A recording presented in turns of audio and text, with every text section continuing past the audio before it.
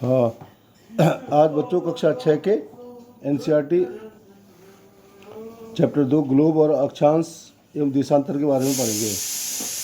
पिछले अध्याय में आप पढ़ चुके हैं कि हमारी पृथ्वी गोलाकार नहीं है। इससे पहले जो पिछला चैप्टर था हम उसमें पढ़ेंगे पृथ्वी का आकार गोल नहीं है। तो गोल नहीं है तो किस प्रकार है, इसको जानने के लिए हम ये देखते हैं कि जो पृथ्वी का सबसे उत्तरी हिस्सा है और सबसे दक्षिणी हिस्सा है कि दोनों छोर पृथ्वी दिखती गोल है, लेकिन जो उसकी सीमा है उत्तरी और दक्षिणी वो दोनों जो है चपटी है और बीच में उभरी हुई है। तो हम अपने मन को समझने के लिए कल्पना कर सकते हैं। कल्पना से भी किसी चीज़ों को बहुत अच्छे से समझा जा सकता है। यह दिखती कैसी है, आप अपनी कक्षा में जो है जब ग्लोब को देखते हैं तो सावधानी से देखिए। इसको कैसे देखेंगे, इसको लघु रूप में आप मान सकते हैं। ग्लोब ही हमारे पृथ्वी का जो है एक प्रतिबिंब है, या ग्लोब जैसा दिखता है उस तरह की हमारी पृथ्वी है। ग्लोब विभिन्न आकार एवं प्रकार के हो सकते हैं। जैसे मान लिया बड़े ग्लोब हो गए जो आसानी से एक दूसरी जगह पर नहीं ले जा सकते हैं, पॉकेट में रखने, छोटे से जेब में रख सकते हैं। उसको कहीं भी जाके कहीं समय मिला हमको बस में या ट्रेन में, हमने निकाला उसकी अध्ययन कर ली, देख लिया। और गुब्बारे जैसे हवा भर दी और आसानी से एक से दूसरी जगह पर हम ले जा सकते हैं। ग्लोब स्थिर नहीं होते हैं, ये स्थिर नहीं होंगे। ग्लोब का आपने देखा होगा, आप अगर अपने हाथों से उसको घुमाएंगे तो घूम जाएगा। तो जैसे कुम्हार का पहिया लट्टू घूमता है। ग्लोब पर देश, जैसे किसी भी देश को हम देख सकते हैं कि कौन सा देश किस जगह पर है, महाद्वीप कौन सा महाद्वीप, कौन से महासागर किस जगह पर है, यह ग्लोब के माध्यम से आसानी से पता लगाया जा सकता है। पृथ्वी के समान किसी गोले पर किसी बिंदु की स्थिति का वर्णन करना कठिन है। ठीक है बच्चों, तो पृथ्वी के समान किसी गोले पर किसी बिंदु पर स्थिति का वर्णन करना कठिन है। अब प्रश्न ये उठता है कि किसी स्थान को हम कैसे बताएं कि वो किस जगह पर है। इसके लिए कुछ पॉइंट या बिंदु और रेखाओं के संदर्भ की आवश्यकता है ना। आप देखेंगे कि एक सुई ग्लोब में झुकी हुई है, इसे अक्ष कहते हैं। अक्ष शब्द कक्ष से बना है, कक्ष मतलब कमरा, और उसका सबसे छोटा और रूप है। उसके आगे चले जाइए, क हट गया अक्ष, अक्ष मतलब उससे भी छोटी पॉइंट, कमरा से का छोटा सा अंश। ग्लोब पर दो बिंदु, उत्तरी ध्रुव और दक्षिण ध्रुव। ग्लोब को इस सुई के चारों ओर पृथ्वी की भांति पश्चिम से पूर्व घुमाया जा सकता है। जैसे आपने अपने हाथ से घुमाया, ऐसी पृथ्वी भी जो है पश्चिम से पूर्व की तरफ अपना चक्कर लगाती है। लेकिन याद रखें, इन दोनों में एक अंतर है। पृथ्वी में वास्तव में ऐसा कोई सुई नहीं है। ग्लोब और पृथ्वी में एक अंतर है। जैसे ग्लोब में आपने देखा होगा कि उसको स्टैंड करने के लिए स्टैंड होता है, उसके बाद एक छोटी छोटी सुई होती है जो ऊपर और नीचे बांधी रहती है, लेकिन ऐसा पृथ्वी पर नहीं है। और यह एक काल्पनिक रेखा है, बस और कुछ नहीं है। एक अन्य काल्पनिक रेखा ग्रहों को दो भागों में बांटती है। अब देखिए दूसरी बात फिर आ गई काल्पनिक। तो किसी भी चीज़ को जानने के लिए कल्पना आवश्यक है। ज्ञान जो है, कल्पना ज्ञान से भी ज़्यादा जरूरी है। क्यों? पहले उसकी कल्पना की गई है। जैसे आप देखो, इससे हटकर मैं एक बात और कहना चाहूँगा। जैसे हवाई जहाज़ की कल्पना हुई तब वो आया, ट्रेन की कल्पना हुई तब आया। मैंने पहले हम कल्पना करें कि यह चीज़ क्या ऐसे हो सकती है, तब वह चीज़ वास्तव में हमारे सामने आती है। अब एक रेखा है जो ग्लोब के बीचों बीच है, विषुवत वृत्त है ना। विषुवत वृत्त पृथ्वी के उत्तर में, यह एक वृत्त मतलब एक रेखा है। पृथ्वी के उत्तर में स्थित आधे भाग को उत्तरी गोलार्ध और दक्षिणी भाग को दक्षिणी गोलार्ध कहा जाता है। अब जैसे विषुवत वृत्त आपने कहा, ग्लोब देखा, और ग्लोब को आपने एक बार अपने हाथ से बना लीजिए। इस मैप को अपने हाथ से बनाएंगे तो जो विषुवत वृत्त है उसका उत्तर के हिस्सा, वहाँ से आप शुरू करेंगे तो उसको उत्तरी गोलार्ध कह दिया। उसके बाद वहीं से नीचे शुरू करेंगे तो एरो खींच लीजिए आप, ऊपर का उत्तरी, नीचे का दक्षिणी। दोनों बराबर के आधे आधे भाग होते हैं और दोनों का जो भाग है वो आधा आधा हिस्सा होता है। विषुवत वृत्त पृथ्वी पर एक काल्पनिक वृत्त है, और यह जो है काल्पनिक है। यह रेखा किसी चीज़ को फिर से आ गई कल्पना। पृथ्वी पर विभिन्न स्थानों की स्थिति का बताने का सबसे महत्वपूर्ण संदर्भ बिंदु है। संदर्भ बिंदु रेफरेंस पॉइंट है। जैसे मान लिया हमने कह दिया कि एक लड़का है, सूरज खड़ा है, सूरज के बगल में नमन खड़ा है, नमन के बगल में अमन है। तो हमको जानने के लिए, अमन की स्थिति जानने के लिए हम ये कहेंगे कि सूरज के और अमन के बीच में नमन है। तो एक संदर्भ पॉइंट चाहिए, संदर्भ रेफरेंस पॉइंट, कि यह विषुवत रेखा से ऊपर की तरफ और नीचे की तरफ दोनों तरफ ध्रुव चली जाती है। और विषुवत रेखा से जैसे आप देखेंगे ग्लोब पर, यह समानांतर है। समानांतर शब्द क्या होता है? जैसे ट्रेन की दो पटरियां हैं, दोनों एक दूसरे के समान जाएगी शुरू से लेकर लास्ट स्टेशन तक।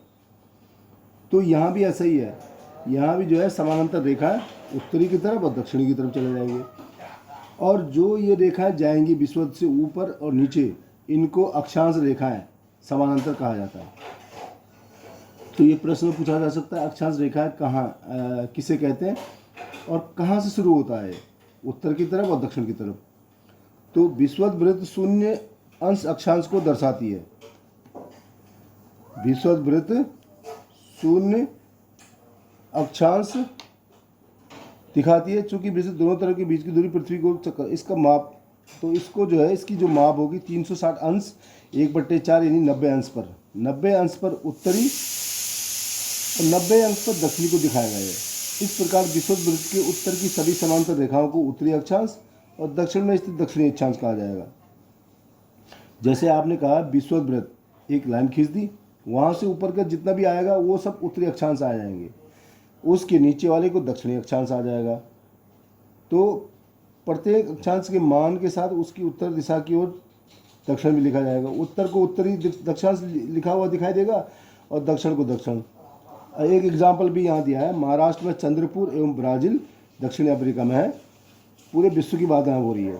तो उसका है बेलो होरिज़ोंटे, दोनों एक ही अक्षांश पर स्थित है, 20 अक्षांश अंश पर स्थित है। लेकिन चंद्रपुर तो हो गया विषुवत के उत्तर में, और बेलो होरिज़ोंटे जो ब्राज़ील का है वो विषुवत रेखा के 20 अंश में है, लेकिन वो दक्षिण में है। अब देखिए यहाँ जानने के लिए क्या हुआ, विषुवत रेखा के 20 ऊपर और 20 नीचे अक्षांश पर दोनों जगह स्थित है। एक की स्थिति जो है चंद्रपुर की स्थिति आ गई विषुवत रेखा के 20 अंश ऊपर उत्तर में, और ब्राज़ील की आ गई बेलो होरिज़ोंटे दक्षिण के 20 अंश विषुवत रेखा के नीचे। तो इस तरह से हम किसी भी चीज़ों को जान सकते हैं। लेकिन यहाँ पर क्या है, अक्षांशों का आकार घटता जाता है। कैसे? जैसे जैसे विषुवत से आप उत्तर की ओर जाएंगे, कर्क रेखा, फिर उत्तरी शीतोष्ण कटिबंध, फिर उत्तरी वृत्त, फिर उत्तरी शीत कटिबंध, और उत्तर ध्रुव की तरफ जैसे जाएंगे लास्ट पॉइंट पर ये चलेंगे तो समानांतर, लेकिन इनका आकार जो समानांतर रेखाओं का आकार कम होती जाएगी, ऐसे ही उत्तर की तरफ, ऐसे ही दक्षिण की तरफ। अब अगला आ गया रेखाएं। रेखाएं कितने प्रकार की होती है? रेखाएं यहाँ पर क्या अभी हमने पढ़ा कि जो ग्लोब के बीचों बीच है वो काल्पनिक रेखा है, उसका है विषुवत वृत्त, उसको 0 अंश पर है वो। और जो सबसे उत्तरी भाग है 90 अंश है, और सबसे दक्षिण का हो गया 90 अंश। ये 3 रेखाएं ये हो गई। इसी प्रकार 4 रेखाएं और है, जैसे उत्तरी गोलार्ध में कर्क रेखा। अब देखें, आपने यहाँ पर देखा विषुवत वृत्त के ऊपर, ठीक ऊपर जो अगली रेखा है वो है कर्क, जो 23.5 अंश उत्तर, और विषुवत रेखा के ठीक नीचे फिर से 23.5 अंश का है मकर रेखा। और विषुवत रेखा के वृत्त, विषुवत रेखा का जो वृत्त है, उत्तर ध्रुव का जो वृत्त है अगला 66.5 अंश उत्तर, और इसी के समान 66.5 अंश दक्षिण में स्थित है। ये 4 रेखाएं। तो 3 रेखाएं हो गई, 3 रेखाएं ये हो गई, विषुवत वृत्त, उत्तर ध्रुव, दक्षिण ध्रुव 3, और 4 रेखाएं ये हो गई, कर्क रेखा, मकर रेखा, विषुवत वृत्त उत्तर, विषुवत वृत्त दक्षिण, 7 रेखाएं हो गई।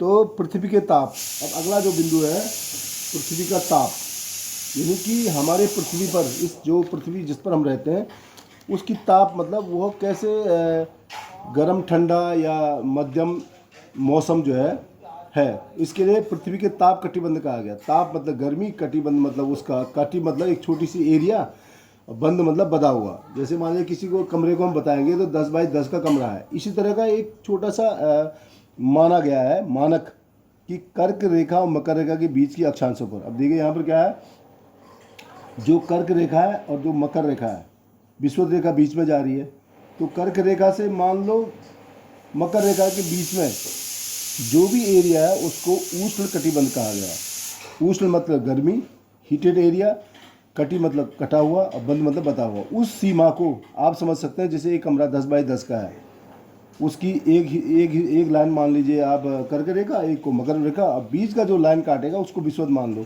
तो वह कमरा जो है हमारा क्या है, गर्मी वाला कमरा है। आप ऐसे मान लो, सपोज एक 3 कमरे का घर हो, एक आगे का एक पीछे का, और बीच के हिस्से को गर्म का मान लिया। तो कर्क रेखा और मकर रेखा बीच किसी भी अक्षांश पर। अब इसके पीछे कारण क्या है, इसका नाम उष्ण क्यों दिया गया? उष्ण शब्द क्या है, हिंदी का शब्द है ये। उष्ण मतलब उष्ण मतलब गर्मी। तो कर्क रेखा मकर रेखा के बीच में ठीक पूरे 365 दिन में, पूरे साल भर में ऐसा भी एक समय आता है जब सूर्य ठीक सिर के ऊपर, जैसे हम खड़े हो तो उस पर चमकेगी, और वह हीट जो है क्या होगी, सूर्य से आने वाली जो किरण है सीधे धरती पर पड़ेगी, इस एरिया पर, कर्क और मकर रेखा के बीच में, और वह उस दिन बहुत गर्म होगा। अन्य स्थानों पर नहीं होगा ग्लोब के। अगर हम और ऊपर चले जाएं और नीचे चले जाएं, वहाँ गर्मी नहीं होगी। यह तथ्य है, यह फैक्ट है।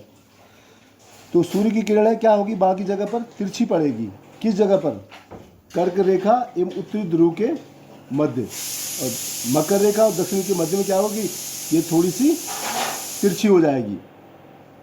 जैसे यहाँ पर दिया 2.4 और 2.4 के दो दिए हैं। टार्च से आप देखो किसी गत्ते पर, उसकी छेद करके आप देखेंगे तो उसकी रोशनी सीधे उस पर जाएगी, और अगर सीधे मतलब सीधे पड़ेगी तो टॉर्च की रोशनी गहन पड़ेगी। गहन मतलब डीप पड़ेगा, एक कलर आपको डार्क दिखाई देगा।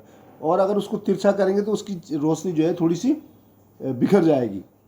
तो यही शीतोष्ण में भी यही होता है।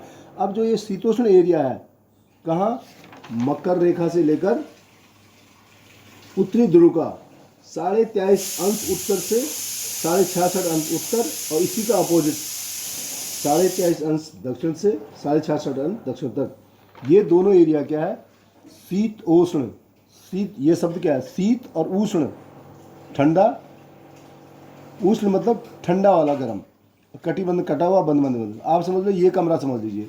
जैसे हमने बीच के कमरे की कल्पना की थी अपने, उस कमरे का आधा भाग और इस कमरे का आधा भाग। अब ये दोनों भाग क्या हो गए, कुछ कम गर्म वाले या ठंडे वाले एरिया हो गए। तो इस प्रकार क्या हो गया, ये हो गया। अब उत्तरी गोलार्ध में अब देखो 2 जगह आ गई। एक हो गया हमारा गर्म एरिया हो गया, एक हमारा ऊपर और नीचे का ठंडा हो गया। अब उत्तरी ध्रुव दक्षिण ध्रुव के मध्य में जो लास्ट एरिया है, यह है उत्तरी ध्रुव और दक्षिणी ध्रुव। ये समझ लीजिए कि जो ग्लोब जहाँ पर खड़ी है, अक्ष वाला एरिया, उत्तरी ध्रुव और दक्षिणी ध्रुव, वो जो लास्ट सीमा है वह क्या है, वो एरिया क्या है, वह एरिया बहुत ठंड वाली है। यहाँ पर सूर्य क्या है, क्षितिज से ज़्यादा ऊपर नहीं जाता है। जो सूर्य की किरण है एकदम क्षितिज, मतलब एकदम आप समझ लो कि जैसे कोई चीज़ लेटी हुई हो। क्षितिज मतलब जैसे कोई चीज़ ज़मीन पर लेटी हुई चीज़ है, जैसे कोई चीज़ ज़मीन पर पड़ी हुई है, मतलब तो ऐसे क्या होगा, वह एकदम सीधी न पड़कर एकदम तिरछी से और तिरछी पड़ जाती है। तो यहाँ पर जो है आपको गर्मी नहीं होगी बल्कि ठंडा होगा। तो इस तरह से क्या हुआ, हमने पूरी पृथ्वी को ताप के आधार पर 3 भागों में बांट दिया। एक हो गया गर्म वाला एरिया जो कर्क और मकर रेखा के बीच का है। एक हो गया ऊपर 23.5 से 66.5 का उत्तर का, 23.5 से 66.5 का दक्षिण का हो गया, तो शीतोष्ण हो गया। एक तो होगा जो सीधे उत्तरी ध्रुव और दक्षिण ध्रुव का जो ठंडा एरिया है। इस तरह से 3 भाग हो गए, गर्म, मध्यम गर्म या ठंड, और एकदम बहुत ठंड। तो इस तरह से हम ये समझ गए कि पृथ्वी पर ताप किस तरह से होता है। इसके पीछे कारण है पृथ्वी का और सूर्य की किरणों का। जो सूर्य की किरणें हैं वही ठंडे गर्म के लिए उत्तरदायी है। अब इसका अगला है देशांतर। अब अगला जो हेडिंग है वो देशांतर क्या है। किसी स्थान की स्थिति को बताने के लिए उस स्थान के अक्षांश के अतिरिक्त कुछ जानकारियों की आवश्यकता भी होती है। आप देख सकते हैं प्रशांत महासागर में स्थित टोंगा द्वीप, हिंद सागर में स्थित महाद्वीप क्या है, मॉरिशस, एक ही अक्षांश पर है, ठीक है, दक्षिण अक्षांश पर स्थित। उनकी सही स्थिति जानने के लिए यह पता करना होगा कि उत्तरी ध्रुव को दक्षिण ध्रुव से जोड़ने वाली संदर्भ रेखा पूर्व पश्चिम की ओर स्थानों की दूरी की कितनी है। इन संदर्भ रेखाओं को देशांतर याम्योत्तर कहते हैं। इनके बीच की दूरी को देशांतर के अंशों में मापा जाता है। प्रत्येक अंश को मिनट में और मिनट को सेकंड में विभाजित किया गया। ये अर्धवृत्त है, ये आधा वृत्त है। इनके बीच की दूरी ध्रुवों की तरफ बढ़ने पर घटती है। जैसे जैसे ध्रुव की तरफ जाएंगे वो घटती जाएगी। और ध्रुव तट पहुँच गए अंत सीमा पर तो वहाँ 0 होगा। जहाँ भी देशांतर यहाँ होता है आपस में मिल जाएंगी। जैसे सारी रेखाएं ग्लोब पर आपको दिखा मिलती हुई भी, अक्षांश समानांतर और देशांतर लंबाई में, इसलिए सिर्फ मुख्य स्थानों में व्यक्त करना कठिन था। तब सभी ने अब देखो ये किस तरह से होता है, सभी देशों ने निश्चय किया। आप इसको ऐसे समझ लो जैसे दुनिया भर के देशों ने एक जगह मिले तो उन्होंने इस समस्या को आपस में सुनने के बाद ये निर्णय हुआ कि हम इसको ऐसे कर सकते हैं कि किसी चीज़ को विश्व में एक रूपता बनाए रखने के लिए।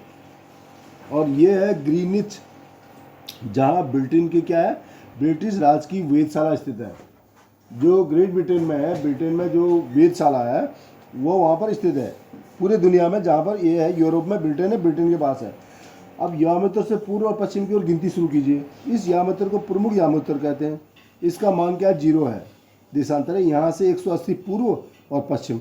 अभी तक हमने क्या पढ़ा, अभी तक हमने पढ़ा उत्तर और दक्षिण, लेकिन अब देखो उत्तर और दक्षिण के बाद पूर्व और पश्चिम में भी यहाँ आ गए यामोत्तर का जब गणना करेंगे तो यामोत्तर क्या है, 180 पूर्व में 180 पश्चिम में। तो पृथ्वी को 2 समान भागों में फिर बांटने की बात कही गई, 2 समान भागों में बांटेंगे। तो इसको हम इस प्रकार से अध्ययन करेंगे, जैसे विषुवत से ऊपर पड़ा उत्तरी गोलार्ध, विषुवत से दक्षिण का दक्षिणी गोलार्ध। इसी तरह से जो ग्रीनिच है उसका पूर्व का पार्ट पूर्व का हो गया, पश्चिम का पश्चिम हो गया।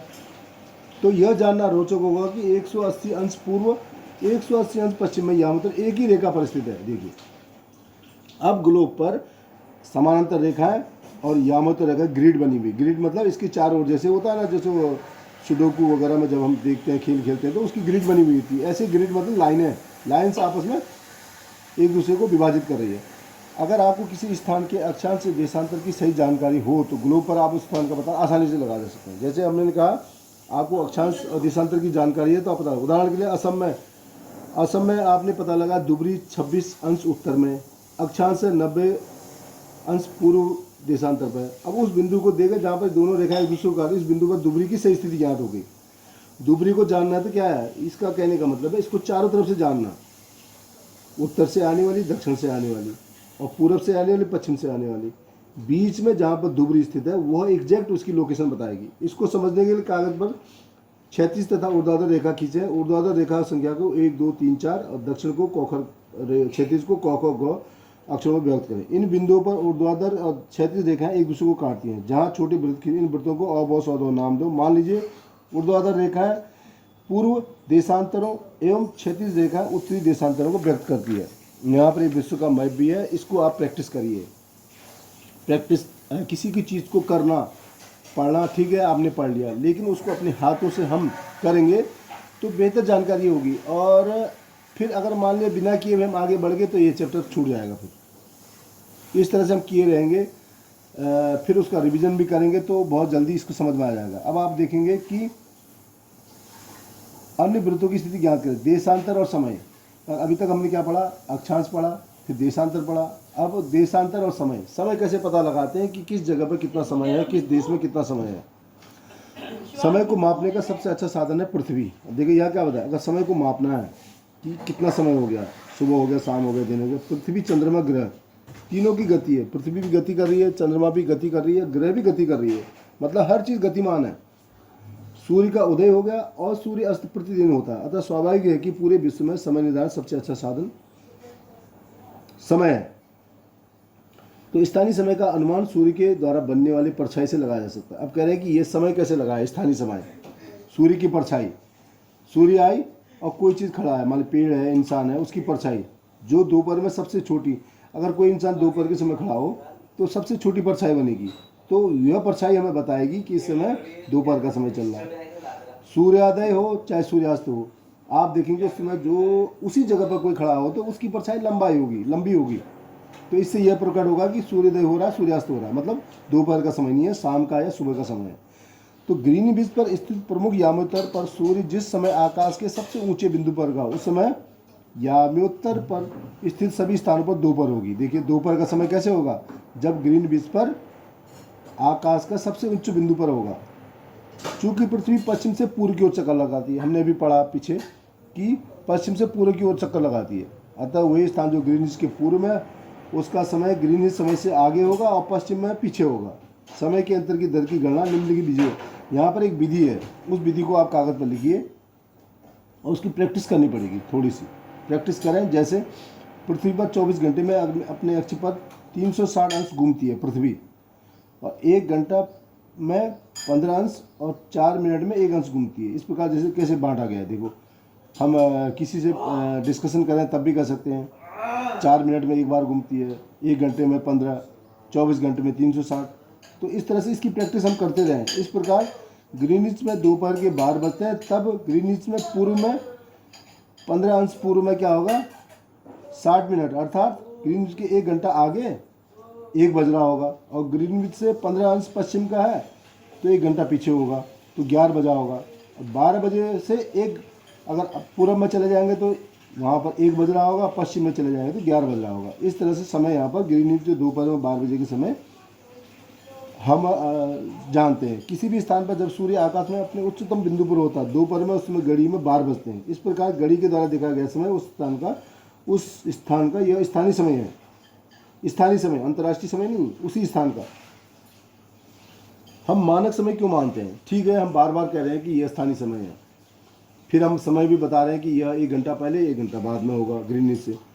तो एक मानक मतलब माना हुआ। पूरे विश्व ने बैठकर किस चीज़ को तय कर दिया कि भाई यह माना जाएगा, इसी को मानक कहते हैं। मानक शब्द क्या है? मानक शब्द मान से बना, मानना मतलब माना, मानक मतलब माना गया है। यह एक प्रकार का नियम बन गया है। अलग अलग यामोत्तर स्थानों के स्थानीय समय में अंतर होता है। उदाहरण के लिए बहुत से देशांतरों से होकर गुजरने वाली रेलगाड़ियों के समय अलग अलग सारणी तय करना कठिन होगा। बहुत से देशांतरों से, अब रेलगाड़ी एक स्थान से दूसरे स्थान तक गुजर रही है कई हज़ार किलोमीटर में, तो भारत में गुजरात के द्वारका, असम के डिब्रूगढ़ के स्थानीय समय लगभग इतना अंतर है। अगर हम पश्चिम में गुजरात से लेकर पूर्व में आसाम तक की एक रेखा बना लें तो इन दोनों के बीच में 1 घंटा 45 मिनट का अंतर है वही समय पर। इसलिए यह आवश्यक है कि देश के मध्य भाग से होकर गुजरने वाली किसी यामित्र के स्थानीय समय को देश का मानक समय माना जाए। उसका जो स्थानीय समय है वही मानक माना गया है। देश के मामले में यह यामित्र रेखा के स्थानीय समय को पूरे देश का मानक समय माना जाता है। भारत में 82.5 अंश पूरब, 80 अंश 30 अंश पूरब को मानक यामित्र माना गया। इस यामित्र के स्थानीय समय को पूरे देश का मानक समय माना जाता है। इसी स्थानीय समय को पूरे देश का भी मानक मान लिया गया है। इसे भारत मानक समय से जाना जाता है। कबीर, अब देखो यहाँ पर एक एग्जाम्पल है। कबीर भोपाल के निकट छोटे से नगर में रहता है। वो अपने मित्र आलोक से कहता है कि वे लोग रात्रि में नहीं सो पाएंगे। भारत इंग्लैंड के बीच में क्रिकेट मैच लंदन में 2 बजे अपराह्न में शुरू होगा, अर्थात भारत के समय से मैच शाम को 3:30 बजे 7:30 बजे शुरू होगा, देर रात्रि में समाप्त होगा। क्या आप जानते हैं भारत एवं इंग्लैंड के बीच में समय अंतर है? बताया गया अंतर है। ये किससे डिसाइड होता है? ग्रीनिच रेखा। पूर्व में क्या होगा 1 घंटा आगे हो जाएगा, पश्चिम में जाएंगे 1 घंटा पीछे हो जाएगा। ग्रीनिच के पूर्व 82 अंश और 30 अंश पूर्व में स्थित यहाँ का समय ग्रीनिच समय से 5 घंटा 3 मिनट आगे है। इसलिए जब लंदन में दोपहर के 2 बजे होंगे तब भारत में 7:30 बजे होंगे। कुछ देशों का देशांतरी विस्तार अधिक होता है। अब ये भी कहा गया है कुछ देशों का, देखिए अपने अपने देशांतरी विस्तार भी अपने देश में अलग अलग है, जिसके कारण वहाँ 1 से अधिक मानक समय अपनाया गया। उदाहरण के लिए रूस में देखिए यहाँ पर 11 मानक समय अपनाया गया है। तो ये ऐसे क्वेश्चन हैं जो हमारे छोटे एग्जाम से लेकर बड़े बड़े एग्जामों में, चाहे यूपी, चाहे पीसीएस का हो, चाहे आईएएस का हो, सभी एग्जामों में इस तरह की चीज़ें आती है। इनको हमें एक जगह पर नोट करना चाहिए, एक क्रमबद्ध ढंग से नोट्स बनाने चाहिए, और नोट्स बनाने के बाद इसको समझना भी चाहिए, क्योंकि यही आगे हमारे निबंध में काम आएगा। जब पृथ्वी ज्योग्राफी के बारे में कोई निबंध आ गया या ज्योग्राफी का जीएस आ गया, जीके आ गया, तो वहाँ पर हमारा काम आएगा। पृथ्वी को 1 घंटे में केवल 24 घंटे में बांटा गया। इस प्रकार प्रत्येक समय क्षेत्र 15 देशांतर तक के क्षेत्र को घेरता है। भारत का मानचित्र भी दिया है, मानचित्र का प्रैक्टिस कर लें। अब यहाँ पर अभ्यास अभ्यास शब्द का अर्थ है अभ्य मतलब अभी, यास मतलब प्रयास शब्द का जो बात का शब्द है। प्रयास न करके प्रयास जो है अभी ही करना है उसको। अभ्यास मतलब अभी ही प्रयास करनी है, तभी यह चीज़, जैसे मैंने अपने पढ़ा अभी, उस पढ़ने के बाद हम उसको क्या करेंगे, अभी करेंगे उसको। जैसे पृथ्वी का सही आकार क्या है? पृथ्वी गोलाकार है, लेकिन उत्तर और दक्षिण में चपटी है, बीच में उभरा हुआ है। ग्लोब क्या है? ग्लोब से हम एक सुई उत्तर और दक्षिण दिशा में सुई की तरफ टंगी हुई है, और उसको पश्चिम से पूर्व की तरफ घूम सकता है। पूरे इसको समझ सकते हैं दुनिया को इसके माध्यम से।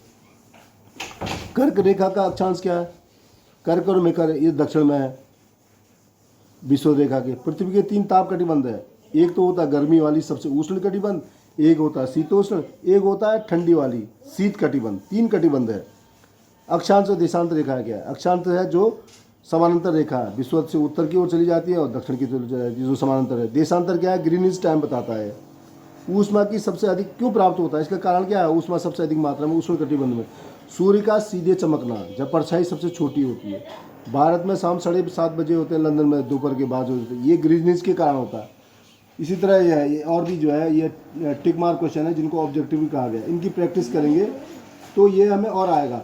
अब यहाँ पर आप इसको करें, आओ कुछ करें। यहाँ पर देखो, पृथ्वी के अक्ष, विषुवत वृत्त, कर्क रेखा, मकर रेखा, उत्तर वृत्त, दक्षिण दक्षिण, एक चित्र बनाना है। यहाँ इसको कर लें आप, भले ही यह एक प्रैक्टिस के तौर पर है, इसको जरूर बनाना चाहिए। इससे क्या होता है, हमारी प्रैक्टिस होती है और हमारे दिमाग में यह चीज़ बैठ जाती है। फिर नीचे गया, आओ खेल है। देखो, खेल के माध्यम से पढ़ाई करना, एनसीईआरटी की यही खासियत है कि वह खेल खेल में अध्ययन कराता है। कार्डबोर्ड पर समान आकार, 3 सेंटीमीटर त्रिज्या वाले 6 वृत्त बना लो। बाघ चित्र जैसा कि चित्र में दिखाया गया। अब उत्तरी एवं दक्षिण रेखा पर उन वृत्तों को एक दूसरे के ऊपर रखकर उत्तर को सिल दें। अब 12 अर्ध वृत्त मान लें कि एक वृत्त ग्रीनविच यामोत्तर, यहाँ से छठा भाग 180 यामोत्तरों का, दोनों तरफ 0 अंश 180 के बीच में 5 अर्ध वृत्तों 180 दूरबीन में पश्चिम दिशांतर, दोनों दूर दिखाने के लिए उत्तर और दक्षिण रेखा के दोनों छोर पर पिन लगा दें।